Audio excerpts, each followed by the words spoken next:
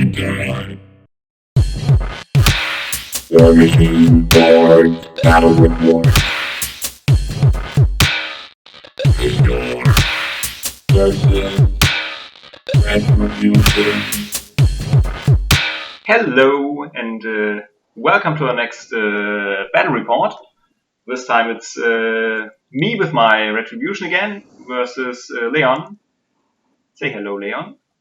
Hey guys. And his Khador guys.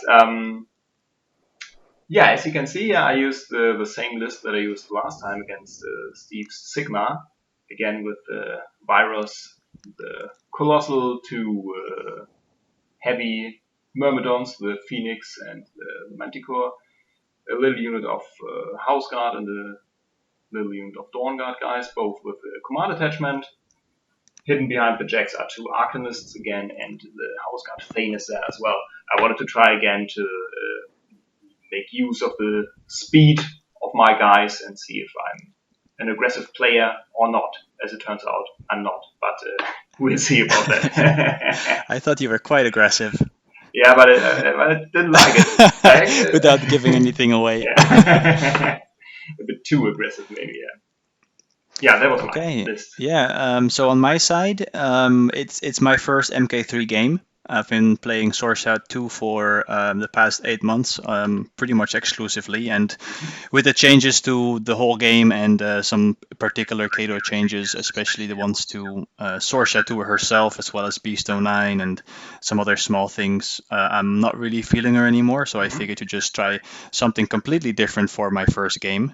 And I owned Butcher 2 since actually quite a long time already. So I figured why not try him with a bunch of jacks, which is new to me because I've always only played with Beast 09 with Sorsha 2.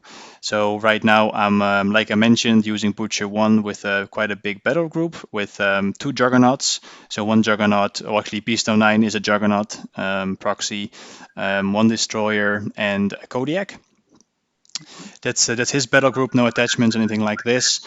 Then there is a max unit of Manowar, a big unit of Winter Guard, pretty much just a Winter Guard infantry Death Star, as everyone knew it from MK2.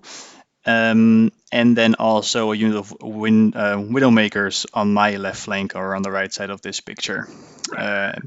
Deployed as you can see here. We are playing the scenario Steamroller 2016 with 2 flags. I have no idea what it is called, but there's 2 flags.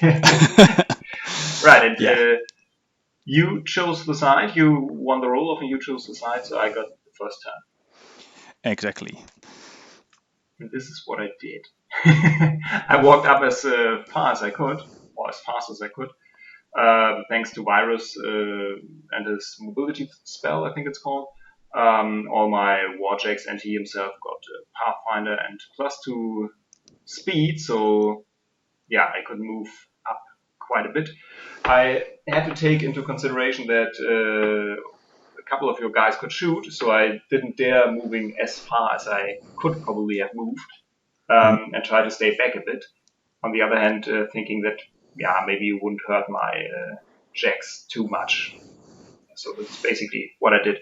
Here already what I did wrong and I remember it hopefully for the next game, is that it would have been very important to screen my jacks with my cheap infantry. I didn't do that. Yeah. And here I only had the 3 Rocketeers and a Destroyer that could really shoot quite far. And your Widowmakers.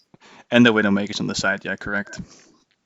Excellent. Yeah, and then unfortunately we forgot to take a picture of the end of my turn one, but because I wasn't really too keen on moving up aggressively and get charged in my second turn, I moved forward carefully, moving up the Widowmakers on the left flank towards the wall that you see there.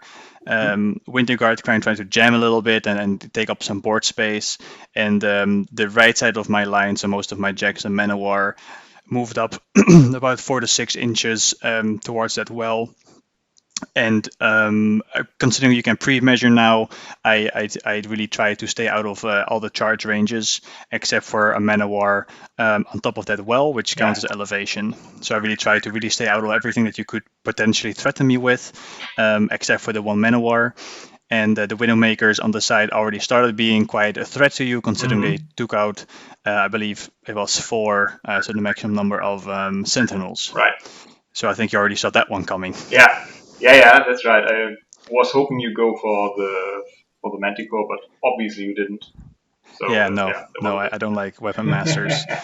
So in the next picture, you see the first turn that I just talked about, and this one also captures Ben's second turn. Yeah, as you can see, I fell into the trap you laid for me and charged your Manowar with my Manticore on top of the well. I finished him off, which wasn't actually that easy, but it was okay. And also my what's he called? The Hyperion killed your Heavy Jack. Oh yeah, I did move. I did trample up my Kodiak, Right. and popped the little steam AOE or cloud, figuring I can first of all hide my stuff behind it a little better, and secondly it'll give you the choice: either you charge him, or next turn I'll just charge him further up even more and threaten maybe one of your jacks, and then you would have none of it, and you charged him with your Colossal and killed him. Exactly. Yeah. And this is quite easily. Yeah. This is basically what you were trying to accomplish. Yeah.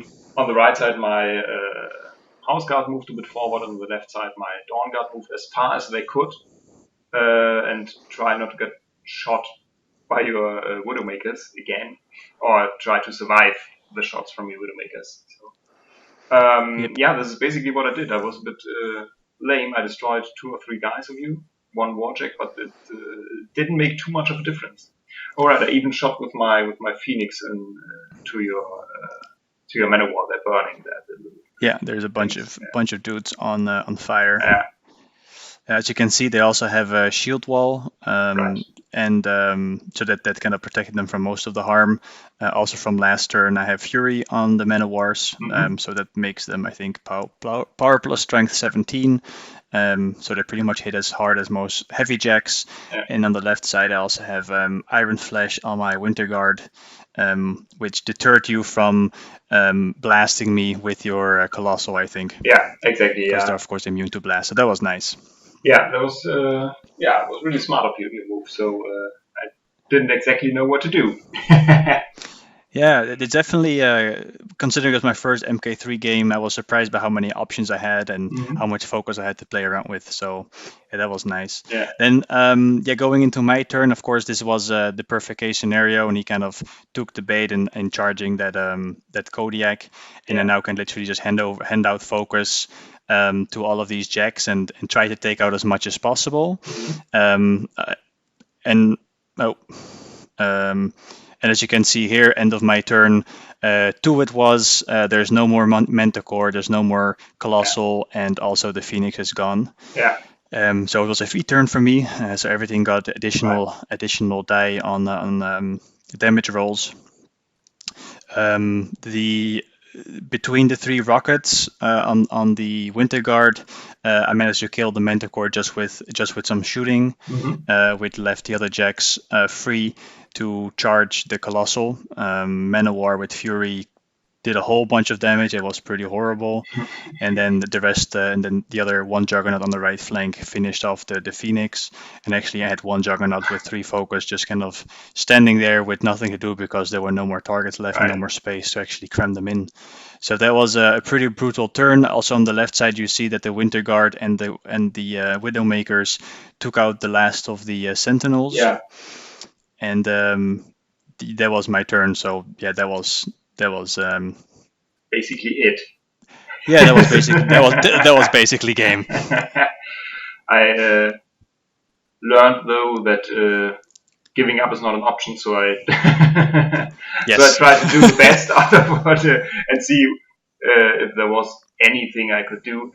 So I moved up with Vyros to to my flag to score at least 1 point. I already got one because your butcher was too far behind in the kill box. That is, so I. It would have actually been 2, by the way. I just reread that, and it's actually giving up 2 points for kill boxing. So even at 3 points in the end. Not that it made a difference, but as you can see, Vyros killed three Widowmakers, and my house guard accomplished nothing by charging your Warjacks. My hope was that they could kill one and gain 1 point for the other flag, but that didn't happen. Luckily, Vyros had 3 focus left, so that made the last turn at least a little bit interesting. Yeah, exactly. And then, so this is the last turn of the game, as you can imagine, considering what was still left. So we decided to just continue despite the odds because we wanted to kind of see how things work and how much of an impact, charging Halberdiers can have, things like this. So what I started with is trying to shoot down Vyros with all the Winter Guard. I shot with 3 rockets, all brutal damage, and all of the guys did combined range attacks, and he lived. And you didn't even roll badly. No, so, I just had proper dice, and I think he negated maybe 30-35 damage with the 3 focus by just selecting a good decisioning in that sense on which ones to just eat and which damage rolls to ignore, or at least to subtract 5 off. So really that was impressive to see. So he lived. So I figured, okay, so I have nothing else to really do except for trying to shoot him down with my destroyer, who was sitting on 2 focus. So I boosted the attack roll, which hit, and then with boosted damage, I managed to take off the last 5 or 6 or so boxes on Vyros with the model I never use. So kudos to the destroyer. You did exactly the last 7 points that you had to, and I think that was something like that. Exactly. And then, of course, the money shot. The destroyer looming over the dead body of Vyros. I think it's just he's recovering right now from the shot. And he's chilling. Planning his revenge. Exactly, rightfully so. He actually is, because I think, especially since you told me during the game that using the Colossal isn't the best idea. So for the next game, I try to use more units and more heavy Warjacks, and see if that makes a difference. Yeah, I think Colossals can still be pretty good, but you probably just committed too early with the Colossal. Could have maybe weakened my army a bit by shooting some stuff. Shooting some stuff dead. Yeah, I shouldn't have run forward all the time with all the guys.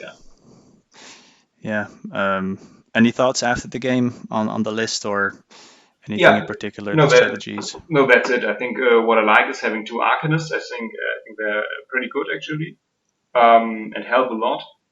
But I miss shooting infantry. I think for the next time I will just use some shooting infantry, be it the riflemen or the mage hunters. See if the mage hunters are still good now that they have to look like normal people to see the prey. Poor them. We'll see what happens next time. On my part, I'm pretty happy with the list. Pretty happy. I'm actually was really excited to be playing MK3. I think it really has a different feel to it. And we need to stress that. And you're playing first of all a fully painted list. Oh yeah, that's true. The first out of our gaming group that manages to field a completely painted army. So that was threatening in itself already, actually. So I guess I deserved it, the god of the dice and all of that stuff. But I'm pretty happy with the list. I think Butcher can do 4 jacks. Eventually, I'll switch out the destroyer for Behemoth once the model is released. See how the Men of War hold up once it's a more balanced game. I was never too big of a fan with them, and maybe the command attachments and Kovnik that's coming out, it might make them worth it. Not really sure, but so far so good. I'm just gonna test this list further, see how it holds up against different kinds of lists, and eventually make some small changes maybe. And hope for more games against Ben's Retribution. Yeah, we will try to do that. Nice. And, see you Right. for the next game then. See you later. Bye.